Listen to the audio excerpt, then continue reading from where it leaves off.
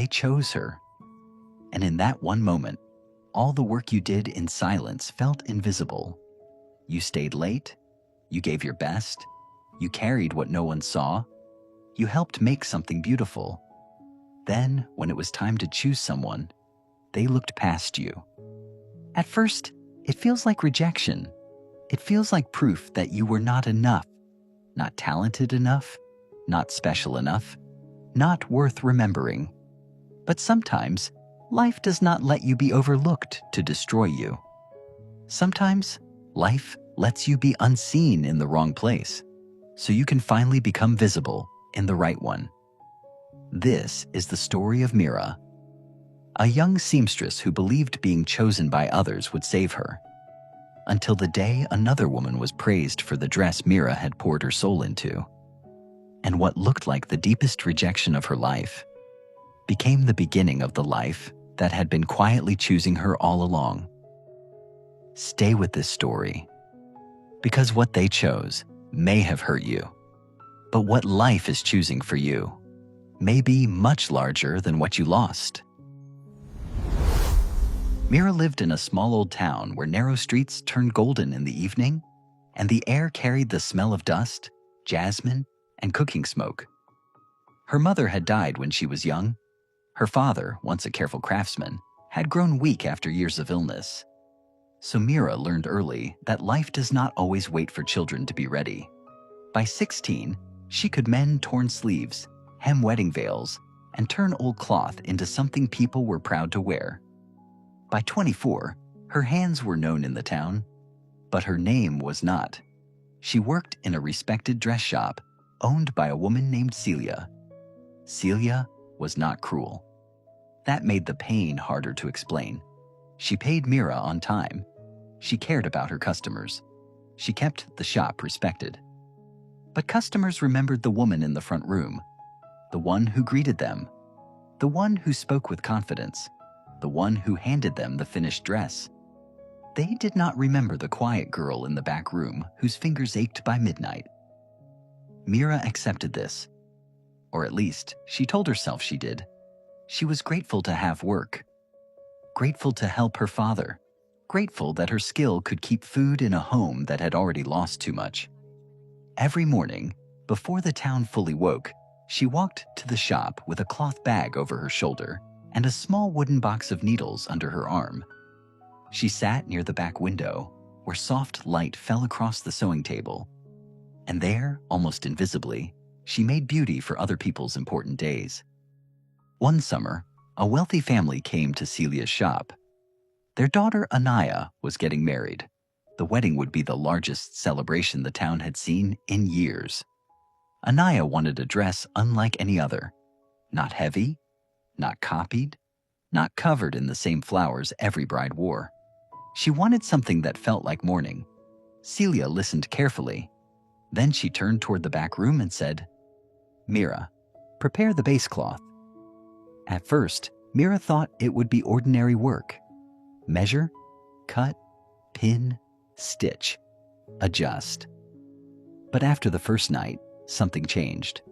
Mira began sketching small patterns on scraps of paper, tiny vines along the veil, soft waves near the hem, a hidden row of stars beneath the outer fold, where only the bride would see them when she walked.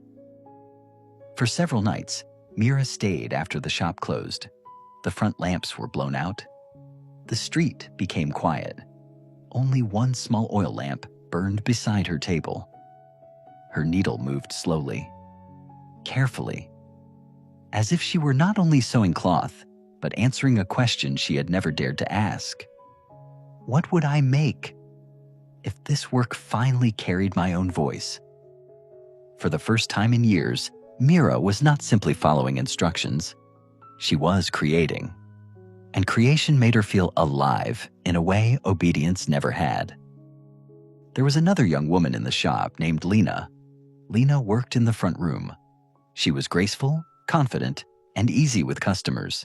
She knew how to hold a dress against the light, how to speak to a bride's mother, how to smile at the right moment. Mira did not hate Lena. This was not a story about a thief. It was a story about how quiet people disappear inside systems that depend on them. When Anaya came for the final fitting, the dress looked almost unreal in the afternoon light.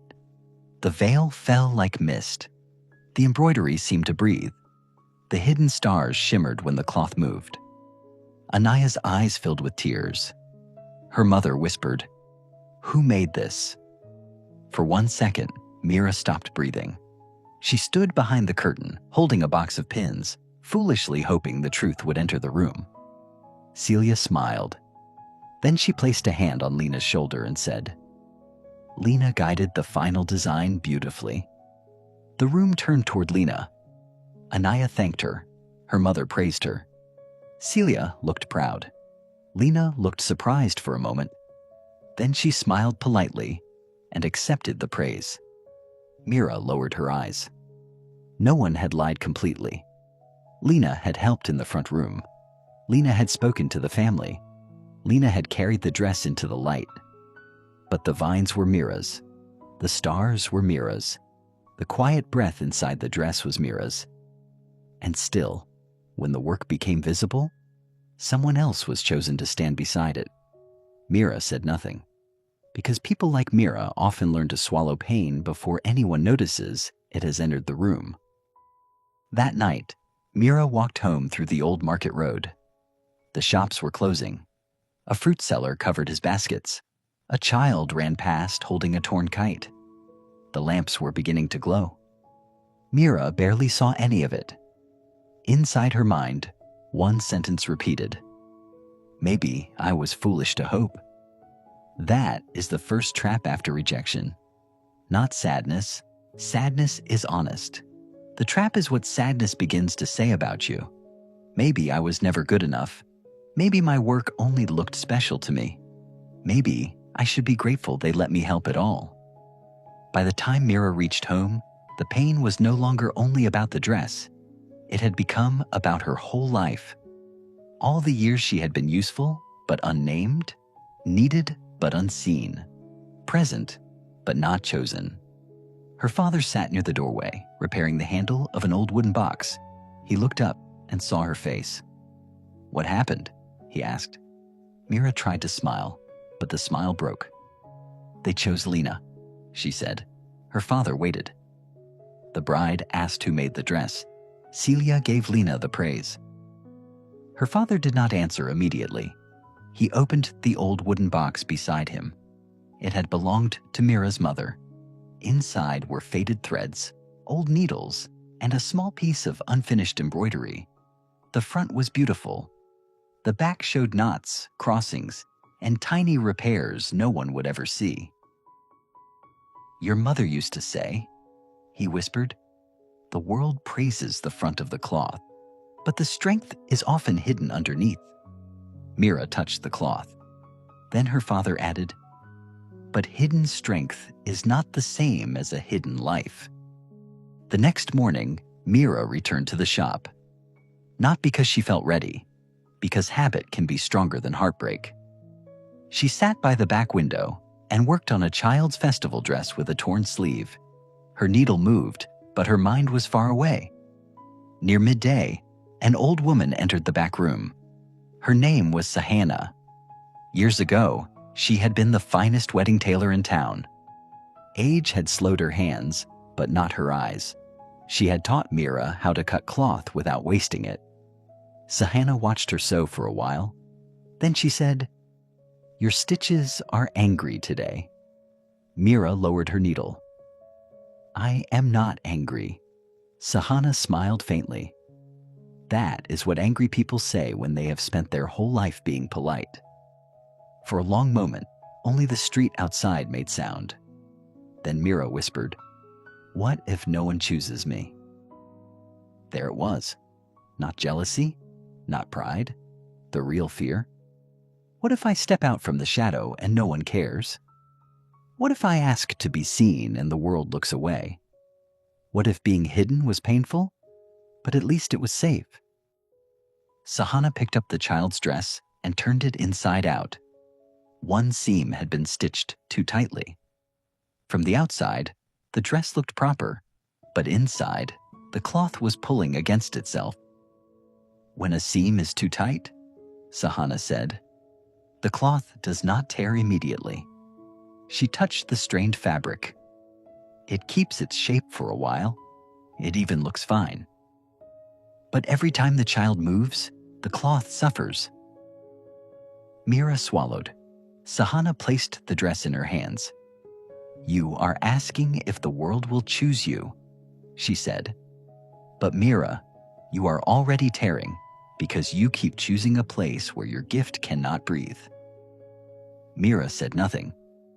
Because some truths do not arrive like thunder. They arrive like a needle entering the exact place that hurts. A few days later, Celia entered the back room, holding another bundle of expensive cloth. There is a new order, she said. A merchant's niece. The family wants something elegant. Mira nodded. Then Celia added, Lena will present the design. You will prepare the embroidery as before. The words were ordinary. That was what frightened Mira. Pain can become routine so quietly that people stop hearing it inside themselves. Mira looked at the cloth, then at Celia. Her voice came out softer than she expected. No. Celia paused. What do you mean? Mira folded her hands in her lap so Celia would not see them tremble. I can sew it, she said, but I will not create another design that is given to someone else. Celia looked at her for a long moment. Mira, customers trust the face they know. Mira nodded. I understand. Then she said the sentence that cost her more courage than anger ever would have. But I cannot keep making beauty in a room where my name is not allowed to stand beside it. Celia did not reply, not because she had nothing to say, but because calm truth gives people less to fight. For years, Mira had hoped someone would notice her pain and offer fairness. That day, she'd learned something harder. Sometimes the first person who must stop overlooking you is you. For several days, the shop felt colder. Celia gave Mira simpler tasks, hems, repairs, linings, work that required skill, but carried no signature. Lena avoided her eyes. No one was openly cruel. And sometimes that is the most confusing kind of punishment. Nothing terrible happens. Everything simply becomes smaller. At home, Mira wondered if she had made a mistake. Her father needed medicine. The roof needed repair. Work was not easy to find. At night, she opened her mother's wooden box and looked again at the old embroidery. Hidden strength is not the same as a hidden life. The sentence stayed with her. One evening, Sahana visited her home. She brought a plain piece of ivory cloth.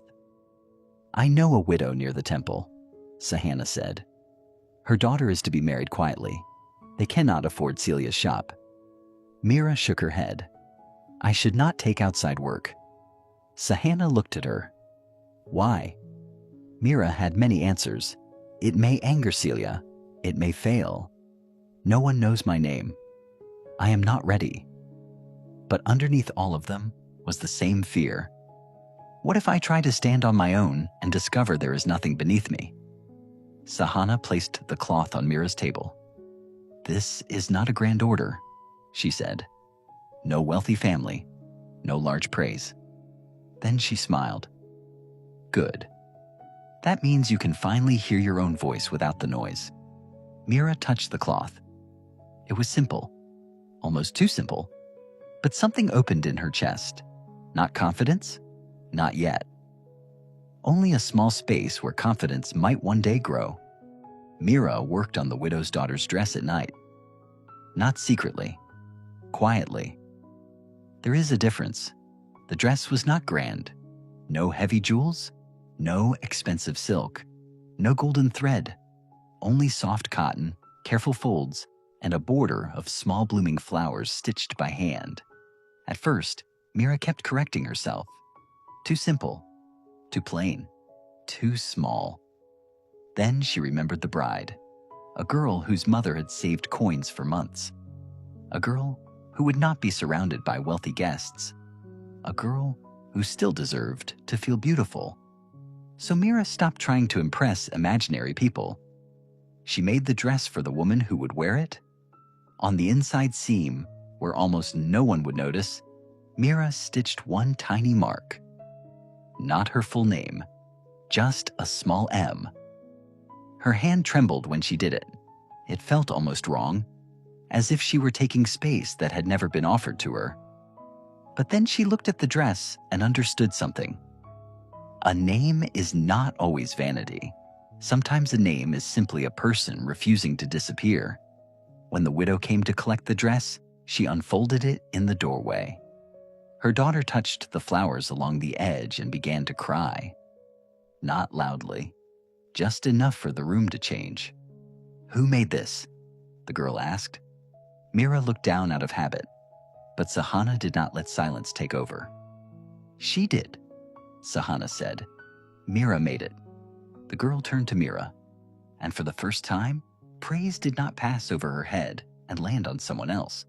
It reached her, small, plain, real, and Mira did not know what to do with the warmth of being seen. Word traveled quietly through the town, not through announcements, through women speaking near wells, through mothers comparing wedding cloth, through neighbors asking, "Who stitched that border?"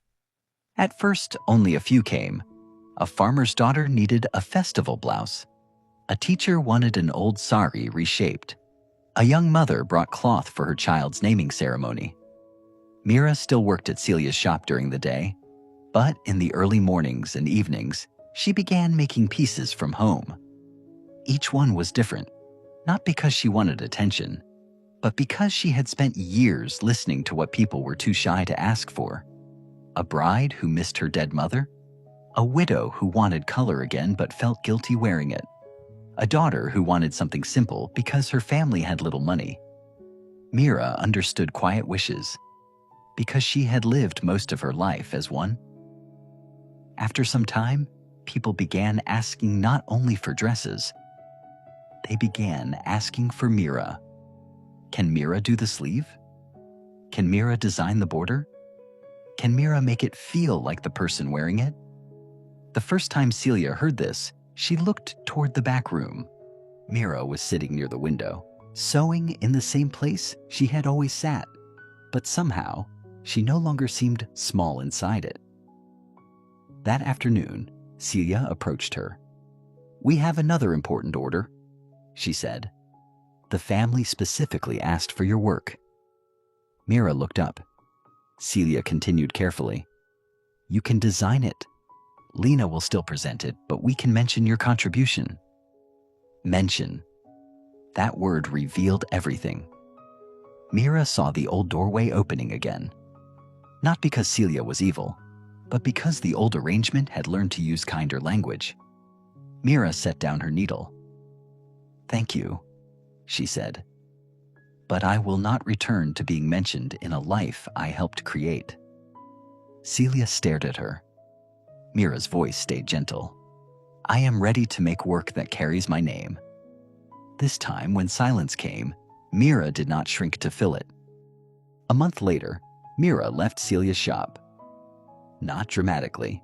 She finished her final repairs, folded the remaining cloth, cleaned her table, and placed the borrowed needles back in their box. Celia stood near the front room. For a moment, she looked as if she wanted to say something sharp. Then she only said, "It will not be easy." Mira nodded. "I know." And she did know. There were no guarantees, no large savings, no famous customers waiting, no promise that people would keep choosing her. Only a small room in her home, a wooden table, her mother's old needle box, and the terrifying freedom of finally belonging to her own life. The first weeks were uncertain. Some days, no one came. Some days, Mira worried that courage had made her foolish. But slowly, the work returned. Then it grew. One morning, a bride arrived carrying the ivory dress Mira had made for the widow's daughter. "I saw this at the wedding," she said. It was simple, but I could not stop looking at it. Mira smiled. "What would you like?" The bride answered, "Something that feels like me." That was when Mira understood the deeper blessing. Life had not rescued her by making her famous. It rescued her by returning her to the part of herself she had almost abandoned. The rejection had not proved she was unwanted. It had revealed the room where her gift was being used without being honored. They chose Lena, and it hurt. But life was choosing something larger for Mira, not a position behind someone else's name. A path where her own hands, her own eye, and her own tenderness could finally become visible. Her designs began to carry more than decoration. They carried memory, grief, hope, second chances. And slowly, women did not come to Mira because she was cheaper. They came because she listened. They came because her dresses did not make them look like someone else. They made them feel more deeply like themselves. Maybe you know what Mira felt. Maybe someone else was chosen. For the role, for the praise, for the relationship, for the seat you thought your loyalty had earned. And maybe at first, it did not feel like redirection. It felt like humiliation. It felt like standing in the back of your own life while someone else received the light. That pain is real. Do not rush to call it a blessing before you have allowed yourself to feel the wound. But when the first shock becomes quiet, ask yourself something deeper. Was I rejected from something that truly honored me? Or was I rejected from a place that only knew how to use me? Because those are not the same. Some doors do not close because you failed. Some doors close because the version of you that kept begging to be chosen could not survive inside them anymore. They did not choose you. But maybe life was asking you to stop building your worth inside their decision. Maybe the pain was not there to prove you were not enough. Maybe it was there to show you where your enoughness had been trapped. Mira thought she had lost her chance when Lena was chosen. But what she really lost was the illusion that invisibility was safety. And what she found was not instant success. It was something better: her own name, her own voice, her own work, her own table. So if this story found you at the right time, leave one word in the comments: chosen. Not because they chose you, but because you are finally beginning to choose the life that does not require you to disappear. And remember this: the person they overlooked may be the person life is preparing to reveal. The gift they used without honoring may be the gift that builds your next beginning. And the rejection that broke your heart may one day become the doorway where you finally meet yourself.